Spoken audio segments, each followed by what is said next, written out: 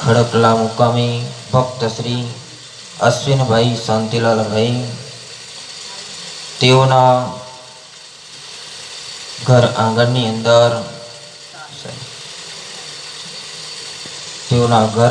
અંદર ભજન સત્સંગનો કાર્યક્રમ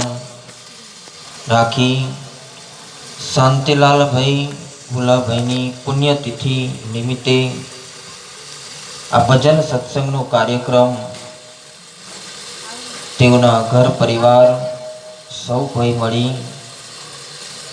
આ ભજન અને સત્સંગનો કાર્યક્રમ રાખી તેઓના ગુરુ સ્થાનથી મૂળધર પારખધામથી પધારેલા પરમ પૂજ્ય સંત શ્રી નરેશ સાહેબજી, પારખ નિર્ણય કબીર મંદિર ચાપરગોટાથી પધારેલા સંત શ્રી સિદ્ધેશ સાહેબજી, તેમજ ભાઈઓ, માતાઓ, બહેનો, બાળ ગોપાળ, આજનો મંગલમય પ્રસંગ આપણે સૌ કોઈ જાણીએ છીએ કે ભજન સત્સંગ